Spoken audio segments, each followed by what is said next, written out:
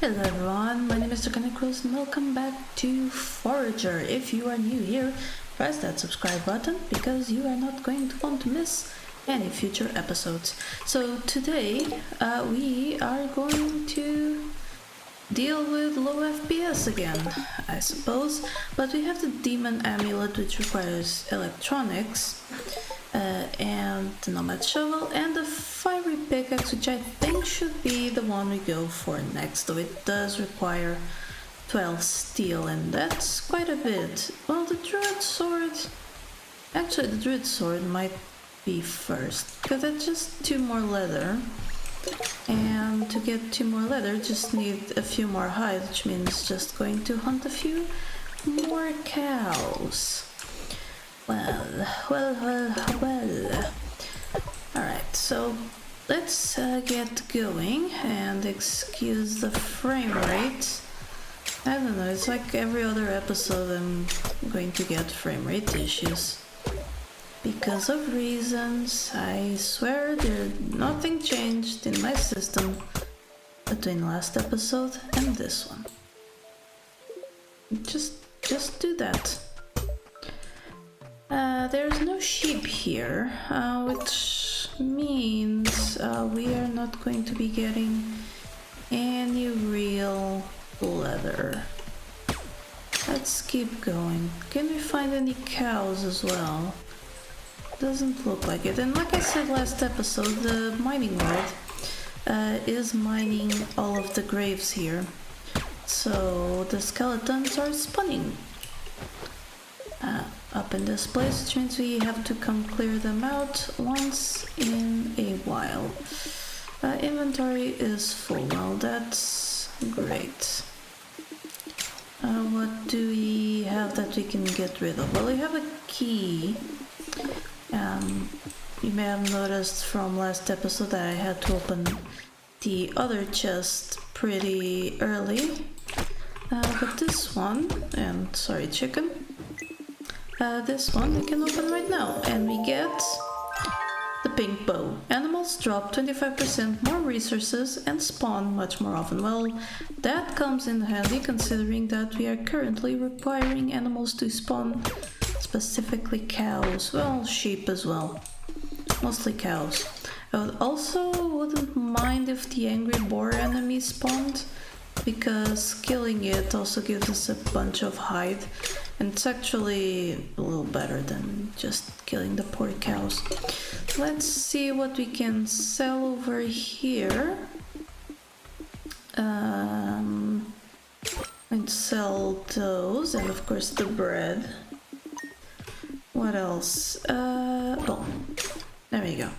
So that works, that gives us more money, though we are nowhere near enough to get ourselves more islands yet. Pretty soon, I suppose. Still no cows. Very unfortunate. Oh well.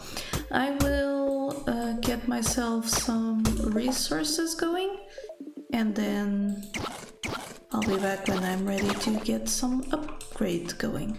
Okay, while I'm doing this, here's a little tip and trick for you.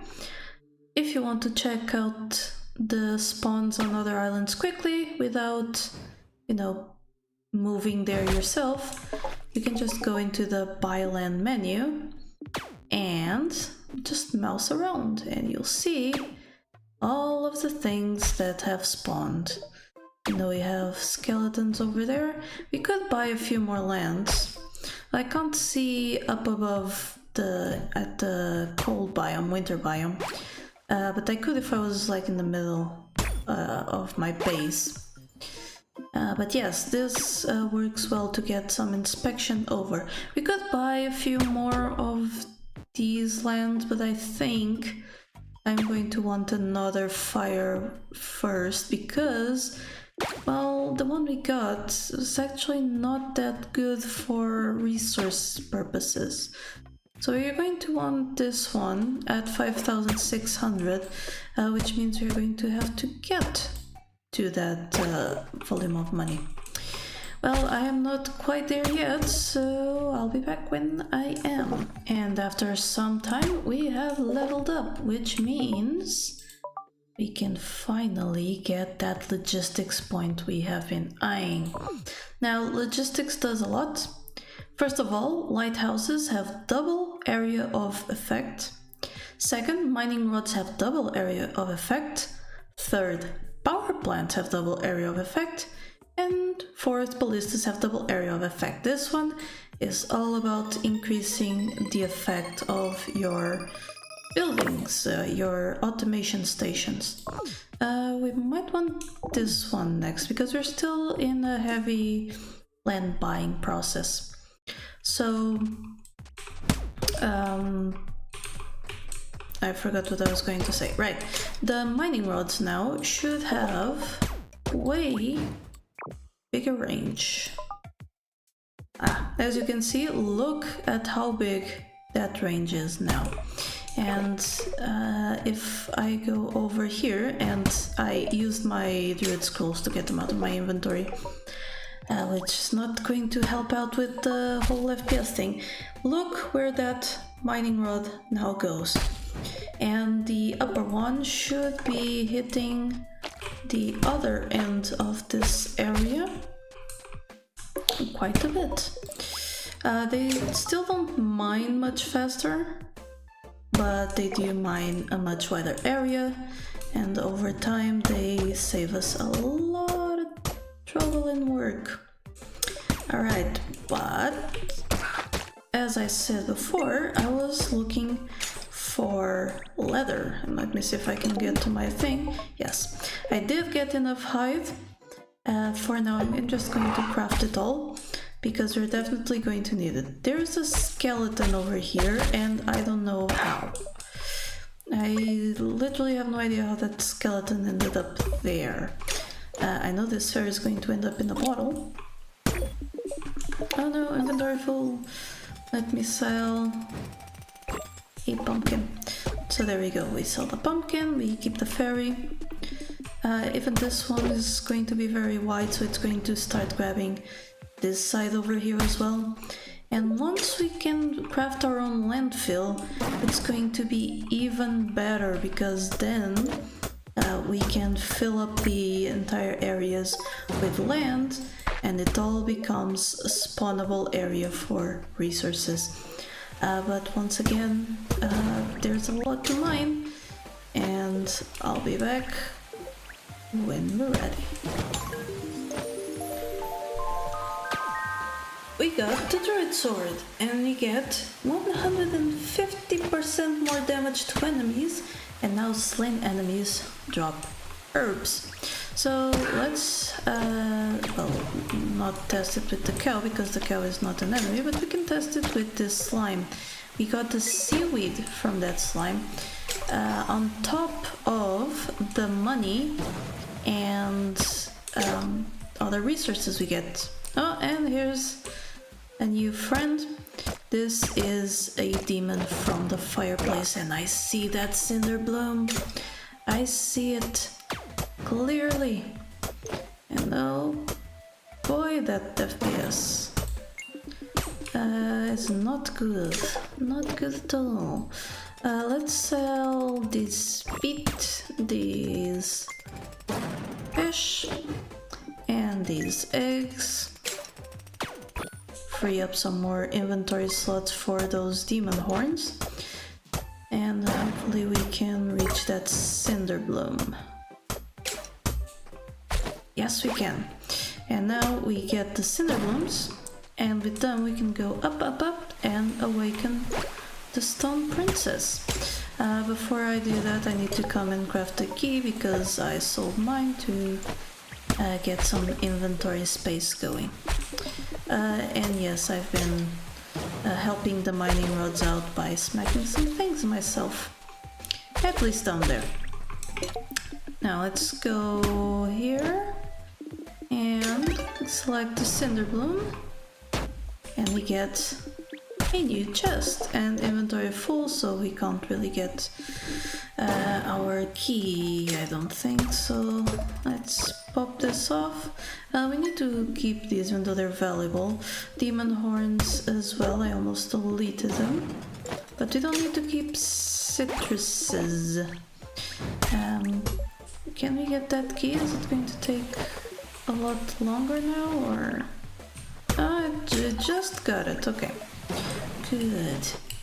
And perfect. So let's see what we get from this chest. We get... the top hat, which means coins are worth 50% more, so that will help us get to our 5-something K goal to get our next fire island. That will be a good thing to have, definitely. But yes, before that we have upgrades to do. So let's go down there and check out what we need next.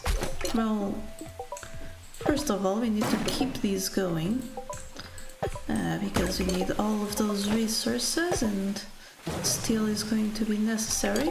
So over here we have the Necronomicon, which not that bad. It requires 5 royal clothing and 20 bone. Bone is so easy to come by that I mostly just sell it. This requires the demon horn but electronics. The crystal sword is a little bit different, requires royal steel and royal clothing, so maybe not going to go there just yet. The fire pickaxe, it's basically just steel for us right now, and the nomad's shovel does require a few more things, so I'm pretty sure we're going to go with the Necronomicon.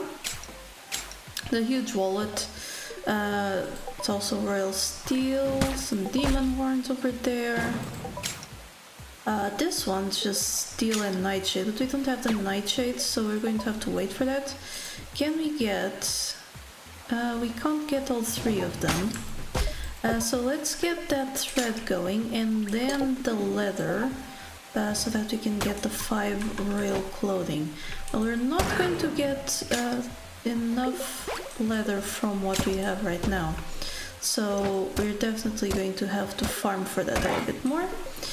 Kill this giant skeleton, which will give us hopefully enough bones with his little friend here. Sorting flowers as well, which is cute, I think. I want to sell meat and beets.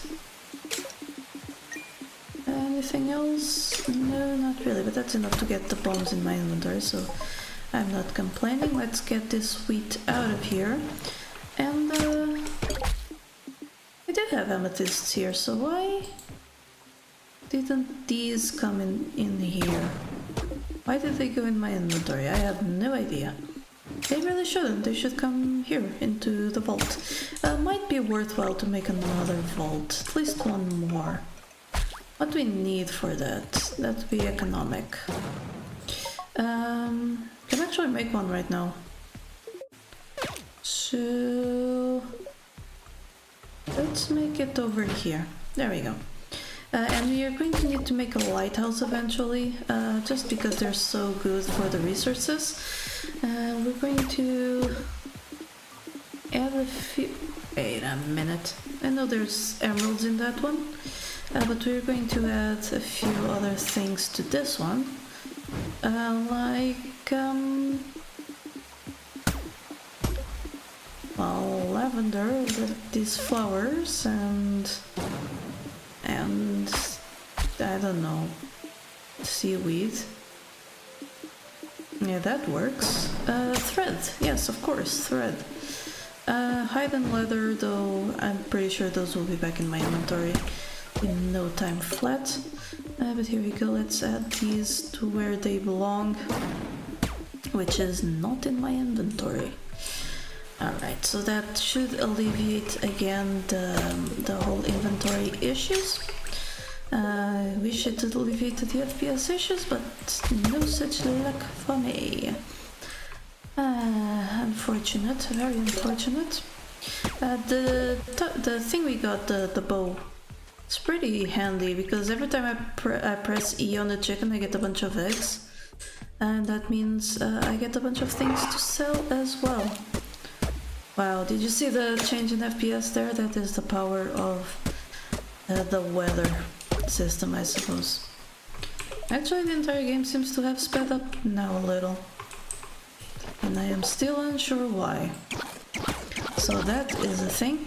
Well, anyway, let's keep trying to go for that leather and get that royal clothing going. You know, I realized we only need one more bottle beetle.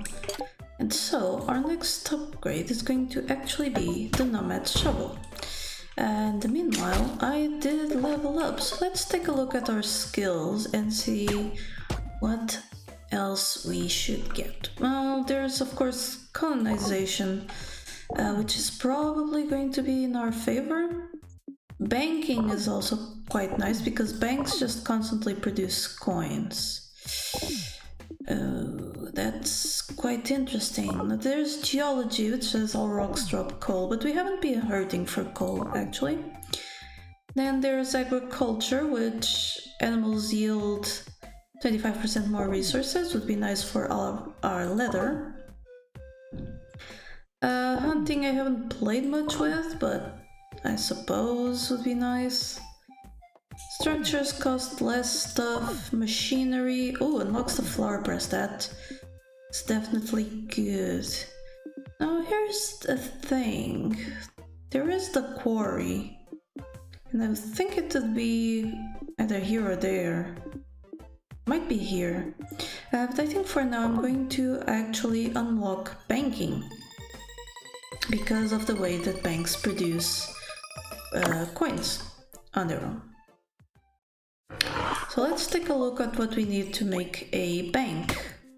We need steel and 8 gold ingots. Well, steel is being produced and gold ingots are now being produced as well.